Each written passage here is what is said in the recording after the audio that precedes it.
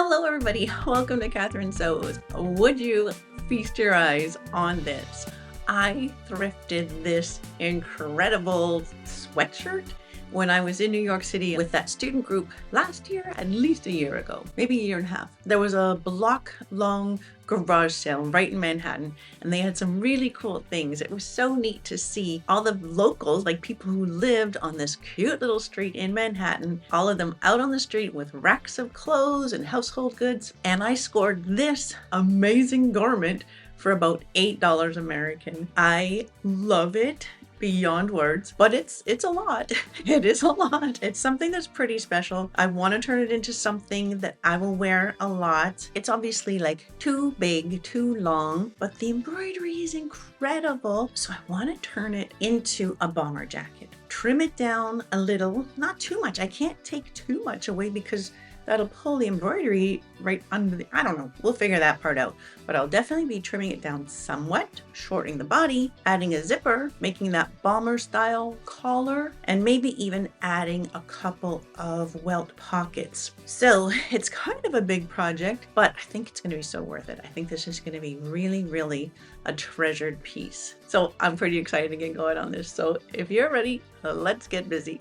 Okay, so I've got it on inside out, but it is really hard to get on and off because it's just not very stretchy at all, because the fabric itself is a knit, but it's not super stretchy, and then the embroidery is quite restricting. So I know I want to take it in. So instead of pins, I've just marked with my soap line, and I can feel that that's going to be fine even without actually pinning it. And then I want to add pockets, so I made marks as to where I wanted that welt pocket to be, but then I decided that it had to be shorter as well, so then I had to make more marks where the pocket's going to be. So I'll be using the highest mark for the pocket, and I think I'll be shortening it by just the width of the ribbing. And the length of the sleeve is fine, but it is a bit too roomy in the sleeve. So I'll be tapering it in all the way along there, adding the zipper, adding the pockets. And then I wanted to make the classic bomber jacket collar. So I found a piece of black ribbing in my stash. I think that'll just work out great. And I don't think that's going to be too hard to do. So I think I have all the information I need. I'm going to take it off. First, I'll make the adjustments to the fit. Then it'll be pockets, collar, zipper, done. So the first thing I'll do is cut off the bottom ribbing because I'm going to be making the whole thing shorter. It's cover stitched here, meaning that there's 2 lines of needle thread, kind of like a serging on the back. So rather than take all that out, I'm just going to cut above it and below it. Now, I think I'll do the same on the sleeves. I'm not making the sleeves shorter, at least not by much, but I am going to make them a little bit narrower. Yes, I think I do need to remove that ribbing and then put it back on because I think I kind of want my seam to come right in about there. So, yep, same thing on the sleeves. And if I lose this little bit of length in the sleeve, that is okay. I do have a bit of extra length, not too much though. I'm getting much closer to the embroidery than I wanted to. I'm going to have to be cautious of that. So I'm just cutting the cover stitch off of the cuffs now so that I can get in there to narrow them. Okay, we'll come back to those cuffs. The sides of the body and the sleeves. Here I also have the problem of getting too close to that embroidery. At the underarm here, I'm not bothered. I don't mind if I sew right through there. But this is the tail of the dragon, and it comes right up against the side seam where I want to be sewing right about in here. So I think, do I worry about that? If the side seam looks like that, is that something to worry about? What's the worst that could happen? It's fine. And I'm folding it in half and clipping just so I know I cut the whole thing symmetrically. And I am going to cut before I sew, which is probably not the way I normally do things, but this is just heavy and a little bit challenging to work with. So I think cutting it first is not going to be too much of a problem. I think that'll be fine. So I've marked my pockets on the outside and drawn a line. But before I can really try it on properly to check that I like that pocket placement, I think I need to sew the sides. And this fabric is heavy enough and stiff enough that I will sew first and then serge. And hopefully the dragon's tail looks okay coming right out of the corner like that. I think it'll be all right. Okay, let's go to the machine. Just 2 quick little seams like this, and then I'll be able to try it on.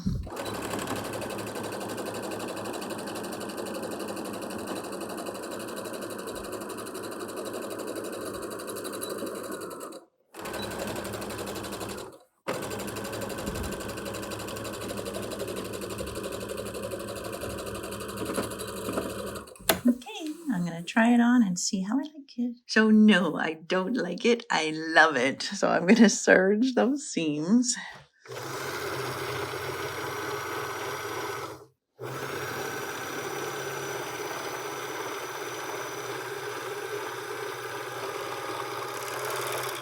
Okay, so I'm really happy with the fit now. That's working out great. So now it's all about pockets. I want to do a welt pocket, and I've got a video out where I made a welt pocket all from one piece. It's a really, really nice, slick technique, but I have to change it a little bit here because my pocket has to fit into the front corner of this bomber jacket. I don't really want to do the guesswork on how to cut that. So what I'm going to do is use the same technique, but with 2 pieces. So I'll show you how I'm going to cut one piece to be the welt and the one side of the pocket. I'll get that situated, and then I'll cut the piece for the back of the pocket to make a nice little shape that fits into that corner nicely. So I have marked my placement of where I want it. My opening here is 5.5 inches. 6 is probably closer to standard, but I think for the space I have and the size, I think 5.5 will be nice here. So I had those pins in, marking the ends, and then I fused a piece of interfacing to the wrong side of the jacket, surrounding where those pins are. Once that was ironed on, I still had my pins in place, and so I needed to remark those dots because the soap does disappear with the iron. Okay, the other thing I went ahead and did was cut my 2 pocket pieces, and this is just from some scrap black denim or black twill. That's a pretty good match. Even though this is a knit and this is a woven, the match is pretty good. And the size that I cut these are that 5.5 inch width of the opening plus about 1.5 inches. So for me, this piece is 7 by 10. And that's just going to make one side of the pocket. On the back, I went ahead and ironed on a piece of interfacing about 2.5 inches deep and the full width of the pocket. Now, I did mine in white so that you can see what I'm doing. Normally, I would do a dark interfacing, but you know what? This one's not going to show at all, so that's fine. And because this isn't going to show at all, I can draw on it using a pen. And what I want to do is draw a rectangle in this interfaced area. And I want to have my rectangle 1 inch down from the top. And then about 3/4. You can do narrower if you want. I'm going to do a 3/4 inch. This is the width of the welt itself. So I'm going to do 3/4 of an inch. And then I want it to be 5.5 inches. So I know I've got 1.5 inches extra. It's 3/4 of an inch on each side extra. So there's my 5.5. The method I'm using is not the traditional welt pocket method. I prefer my method. Instead of just sewing 2 lines, we're going to be sewing around that whole rectangle. I think it really does make it easier. I've got a video just on this technique that I will link in the description. Okay, so now I'm going to stick a pin through the bottom corner of my rectangle and make it connect with that dot. So I can remove that pin now. And the same here. I'm connecting that corner to that corner. I like to have my pin sort of following the direction that I'll be sewing in. I'll be kind of sewing around that whole rectangle like that with really nice clean pivots on all 4 corners. It's really important that I've got this pocket piece going onto the right side of the garment. Now, when I'm sewing around a rectangle, when it's really important to have nice clean pivots, I don't want to start at a corner. I want to start anywhere else.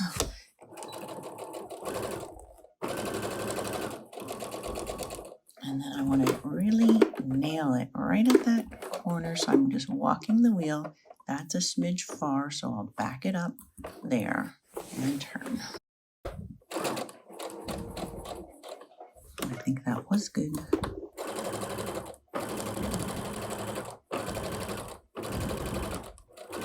You can see that how thick and and stiff this fabric is.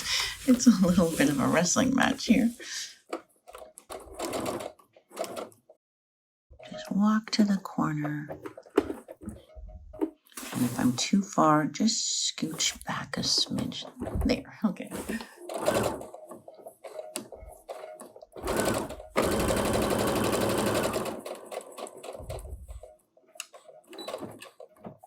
Okay, pretty good, pretty good. Both sides like that.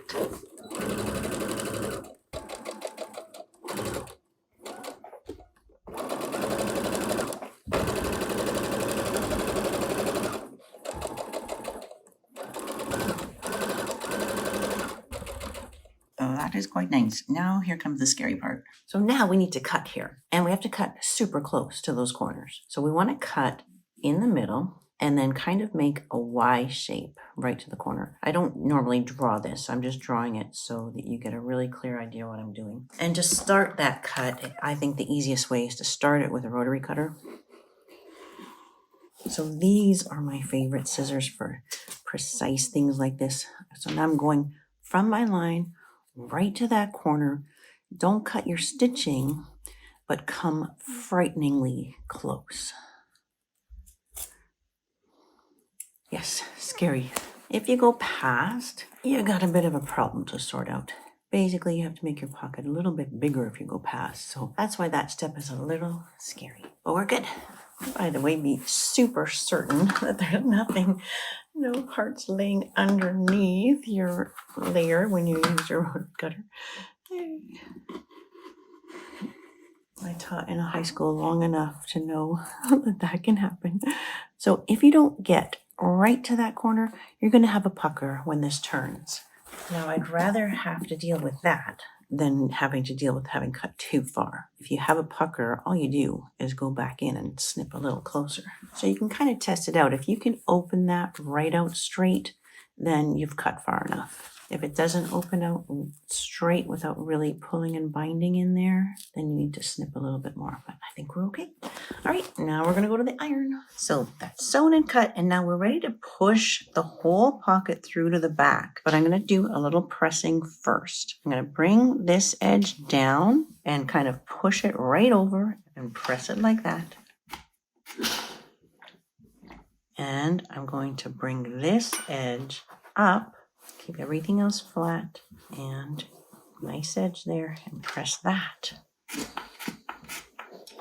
And those two little presses before you turn it just make it so much easier to get those good edges once you flip it all the way through. Okay, so now this whole pocket piece is going to come to the back. And you see how this is already nice and flat for us, right? It makes that so much easier. It's already all nicely arranged. What we don't want is to have this pocket piece showing on the outside. So if I can see a smidge of the outside from the inside, then I know I'm good on the outside. Does that make sense? Alrighty, so there's our nice looking rectangle. And then this is where if you have any puckers at the corners, just go in, do a tiny bit more snipping right there, and then you're good. If you have a clapper, this is a wonderful time to use it. So before I form the welt, I want to press this seam allowance going down away from the pocket because I need access to this seam allowance after. And now I'm going to be folding down to form the welt. The welt is going to be formed with this section of fabric right here. We're going to come up. So now I want to press that seam allowance going up.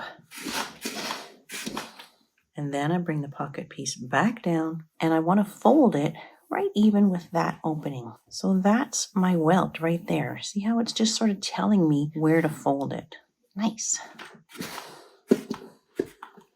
Now I want to be able to flip it over and see it from the outside. So I just want to hold this in place so that I don't lose my nice formation here. And when I flip it, I can just have a little look and make sure my pocket is looking awesome, which it is. Dangity dang, that's nice.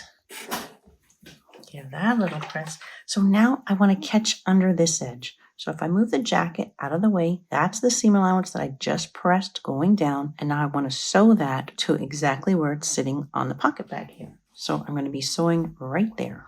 I'm I'm just sewing basically on top of that exact same line that I've already sewn.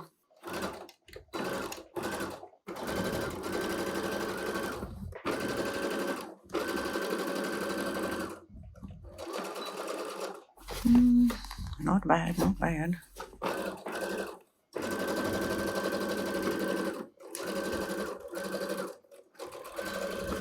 And now you breathe a sigh of relief because all the hard part is done. One more easy step and then we're done. So now the one layer of my pocket is sewn and pressed. The welt is looking good. Now I'm going to cut a piece that is the same size as what this pocket has turned into, which is 7 by 8. And then that can create the back of my pocket. So I'm going to be sewing around all 4 sides now, but there's no point in having this bottom corner. It's definitely going to be chopped off. So I might as well plan for that right now. I'll leave an extra bit of seam allowance just so I'm not being skimpy. And I don't want it to come into the front edge here where the zipper is going to be. So if this is the opening, I think a comfortable shape might be like that. This corner, I think I will leave it even though it's crossing over the side seam. I don't think that's going to bother anybody. And twill does have a right side and a wrong side. If you can see that angle, that's the right side of the twill. Oh, so this is not the correct pocket piece. This one is, so that they are right sides together. So this time it's around all 4 sides of the pocket. I can trim off this one to be the same as my new piece. Okay, back to the machine. And it doesn't really matter where I start. I'm sewing around the whole thing.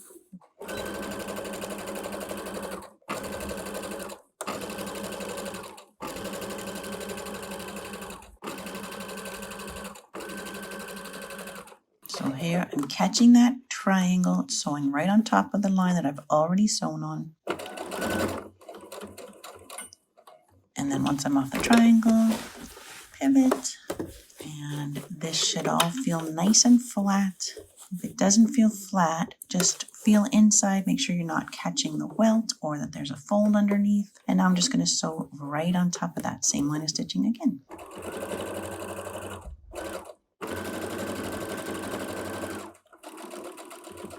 And straight across until I'm off the welt.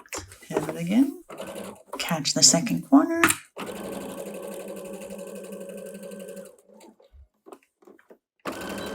So that will do.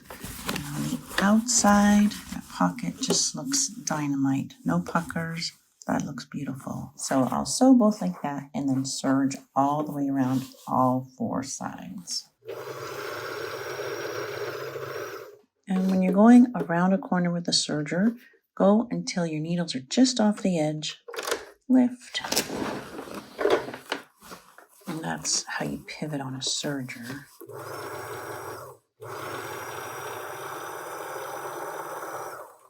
I've got it clipped here because the bottom edge of the pocket is going to get set right into where the waistband goes on. And that is the next step. So let's look at that waistband. I'm very glad that I cut this off just going around instead of cutting through because there's just one seam on this. And so I'm actually going to cut right here, right now, on both sides of that seam.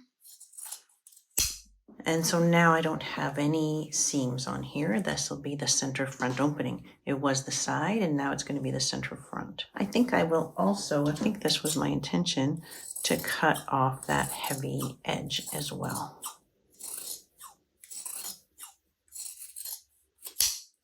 Good. So I'm just loving the pockets. That just worked out so nicely. I am just super excited about this. I'm loving it. So this is the waistband.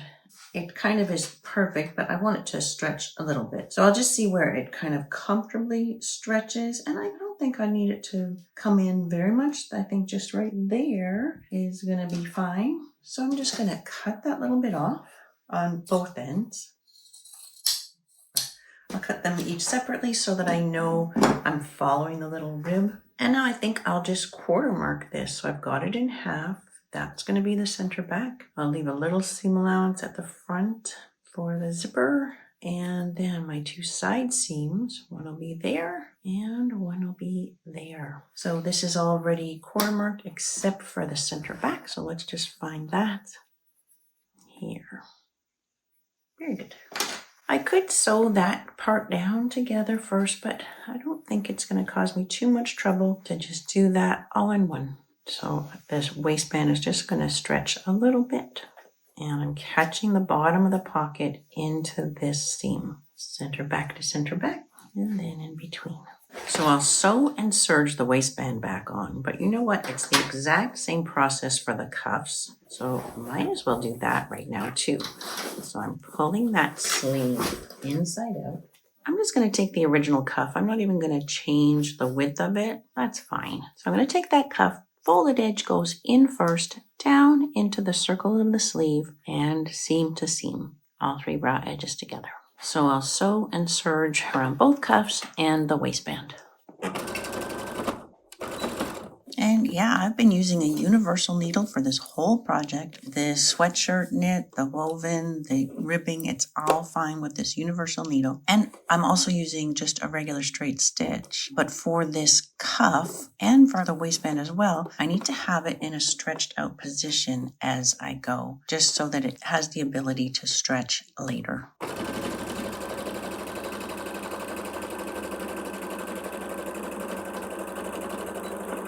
This little circle is way too small to fit on the free arm of my machine. So what I do instead, I always have the circle facing up.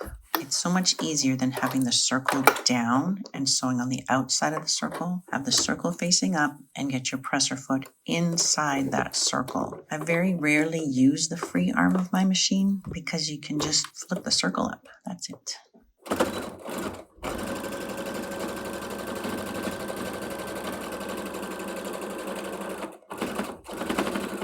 And now the waistband.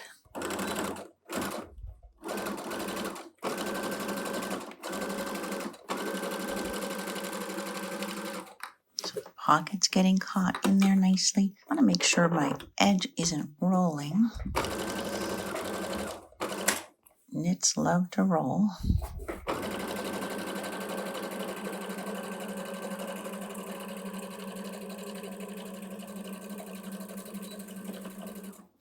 Looking good. Okay, back to the serger. So again, the circle is facing up and the presser foot is going to go inside the circle.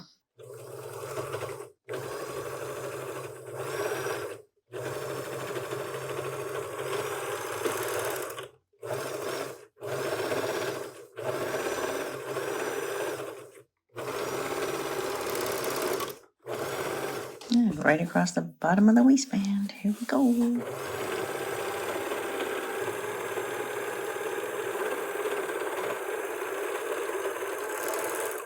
Okay, fantastic. So next is the zipper. So now I'm going to serge right up that center front edge, and the seam allowance is going to go up toward the body. Well, let's do that.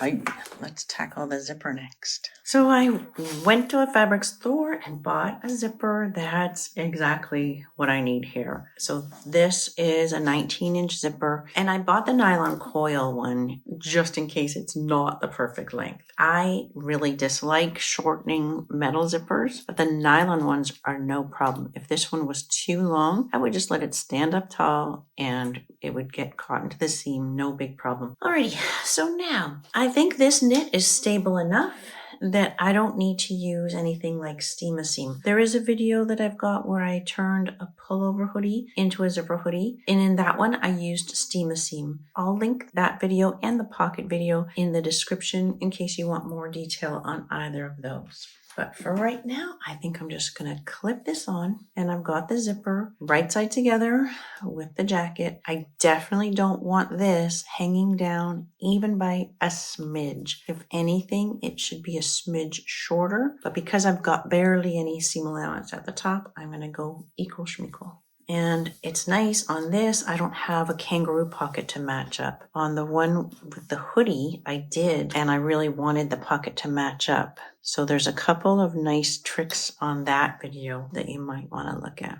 Okay, so right now I'm just going right there. So the zipper is going to come around and be right side together with the other side. I always like to get one clip in there just so I know I'm not messing it up, because it's easy to get the zipper, I don't know, flipped around or whatever. But now that I know I've got it situated right, I can unzip the whole thing and clip this side as well. I want to make sure I've got the top equidistant from the edge there. That looks good. And I will also just make sure that the ribbing is landing in the same place. So this will just be at the regular machine with a zipper foot. So there goes the zipper foot on there. And I think I'll just move my needle to the left, just so I'm a little closer to the zipper teeth. And here we go.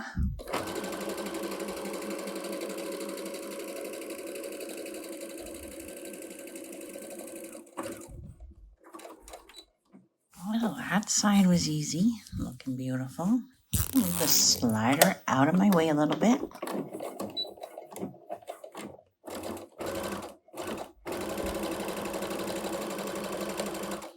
And then leave the needle down, lift the presser foot up, and try to get that right out of my way. If I can't, then I'll just, if it's too much of a struggle, it's not worth it. So just break your thread, then move the slider down, and then just overlap where you were.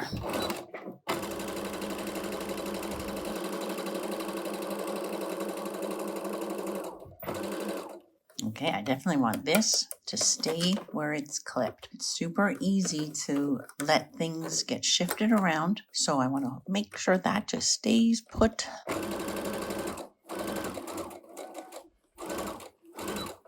So that is fantastic. I'm very happy.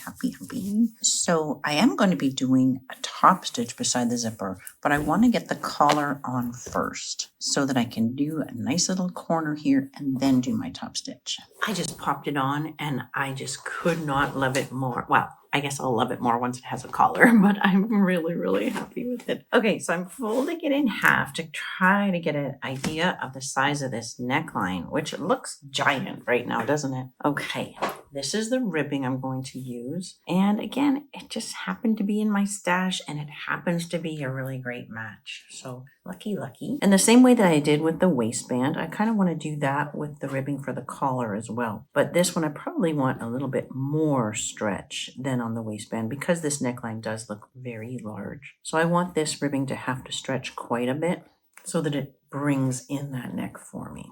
There. Okay, I think that seems good. Okay, so this is marking my length.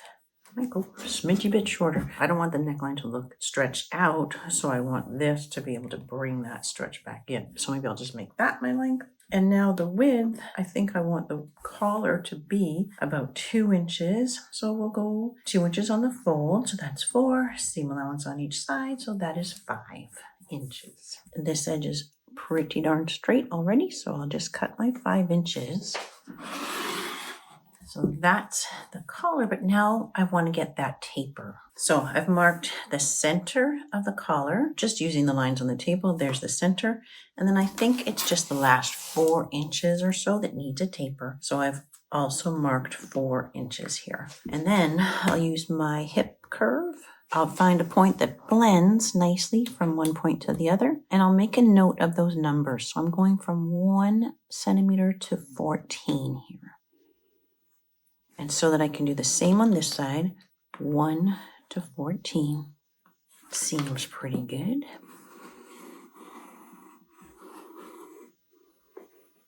While I've got it folded in half, I'll just give myself a little notch at the center back on both sides. I'm just going to run that to the iron and press that in half. There we go. Okay, so now the collar goes right side together with the jacket, all of the raw edges together. And I want these 2 points to meet. I want the zipper to just bump up against the seam allowance or the sewing line, I guess, of the collar. And I need to find the center back of the jacket, tiny little snip or a notch, whatever you're more comfortable with. And so then I'm going notch to notch at the center back and then clip in between. And this is a little bit more of a stretch. That seems good. Oh yeah, that's gonna look so good. Sewing line of the collar just bumps up against the zipper and then stretch in between. Even though I'm super excited, I'm not just going to go straight to the serger. I am going to sew that, try it on, check it, and then if it's good, then I will serge. Back to the regular presser foot. And now I do need to be very cautious that I don't hit that metal stopper of the zipper. I want to be coming in right beside it. My needle is still over to the left, but that's okay as long as I'm aware.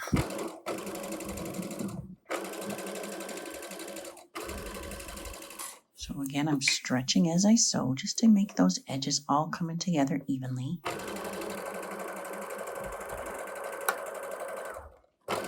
So see, I'm picking up the collar and stretching it over right to that corner so that it's giving me a nice corner there.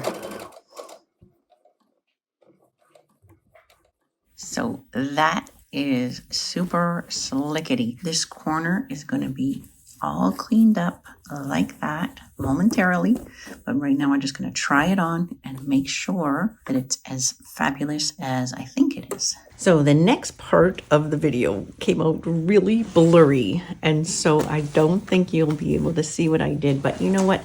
This step isn't that difficult to understand. So I've just opened it up a bit so that you can see. So I've got the collar here and I put it right side together with the jacket. So I just sewed and then serged straight across the collar. But this is the bit I wanted to make sure you could see, that the zipper gets folded back around the collar. Can you see that? The collar is just sandwiched in between the zipper and the front, like just in this fold, and you sew right through it. And then when you flip out that corner, it just gives you such a nice little corner, like inside and out. Looks really nice and clean. Good. And then I top stitch just beside the zipper and up and around. So that's what I've removed, is the top stitch there at the top, so that I could just show you that. And now I will replace the top stitch.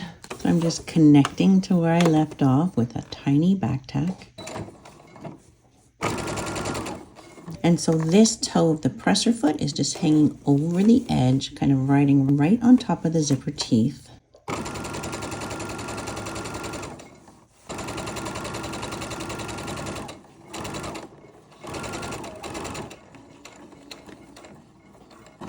And then I want to do a pivot. Once I pivot, I still want that toe of the presser foot hanging over the edge of this seam.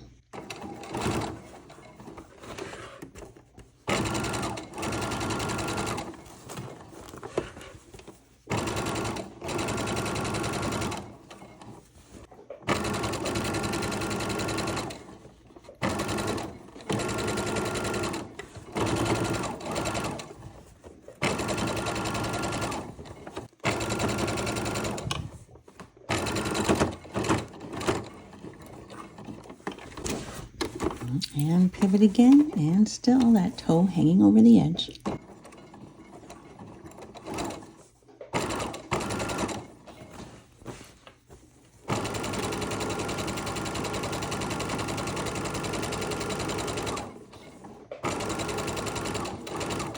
And then connect to where I left off with a tiny back tack again. Okay. So that corner of the collar just came out so nice. I'll give that a little bit of a press, but it hardly needs anything. That just worked out super great. Oh my gosh, I could not love this more. Okay, I'm in love. I'm in love. I just had to run upstairs and show my 22-year-old son, and he said, "Yeah, that's cool."